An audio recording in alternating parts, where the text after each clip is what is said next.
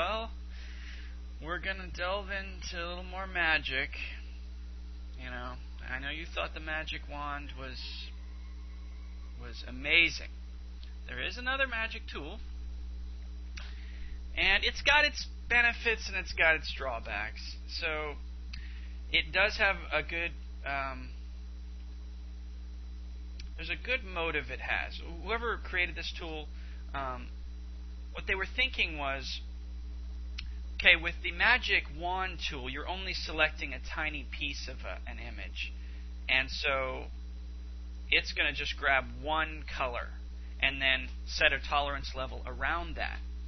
But what this magic brush tool does is you're able to color an area and then say, okay, these are the pixels that I want you to select.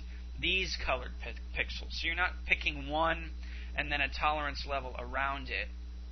You're picking multiple shades and saying, grab all these shades and select them. So let me look at all of our thumbnails. And what we're going to do is grab this car photo.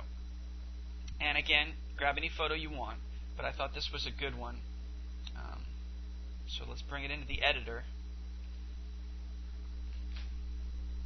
So I hope I explained that properly. Instead of picking one pixel and then setting a tolerance level around it, you can actually pick and shade part of an object and say, okay, grab these pixels. You'll know what I'm talking about as soon as I do it. So here's the tool right up here. It's right beside the magic wand tool. If you right click, you see there's the magic selection brush tool and then the selection brush tool. We want the magic selection brush tool, so make sure that's selected. What we're going to do is, adjust your the size of the brush you want. I picked 17 here in this case, but it's going to vary. You can determine what color you want it to shade in as you're doing it. Now this isn't determining the color that it's going to turn it into at all. It just means, okay, let's say I was dealing with a red picture. Well, as I'm coloring, I'm not going to be able to tell which area I'm coloring because this is already red. So what I could do is I could pick a color that contrasts with the color that the image is, so that I'm just able to more easily see what I'm doing. In this case, red works perfect because there's no red in this picture.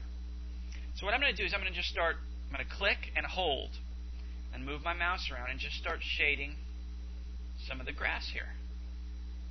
I don't have to enclose it at all. I'm just saying grab these colors, and then when I release, it's going to do its magic and select all of those colors that I just brushed in. So again, this does have its use. Here's the drawback, though. There's no tolerance level. There's no adjustments within it. So in other words, there's some predefined algorithm within Elements, and there's no way to adjust within it. So all you can do is determine your brush size and start coloring. So there's a chance that it'll get the achieved effect that you want, and there's a chance it won't. The magic wand, you have a tolerance level you can work with. Within this, there isn't. There's nothing, no gauge within here, no other adjustments. So there's the compromise. Just be careful as you're shading that you don't start shading it in any part of the color that you don't want selected, because then it's going to grab, and it's just going to grab it. And so any small mistake you make with your brush, and it's going to grab that color that you accidentally touched. So just be careful with it. It has its place. Again, in this case, it worked fine because it grabbed all of the grass, most of it at least. And now I could modify this section. So experiment, and you decide how much you want to use it. All right?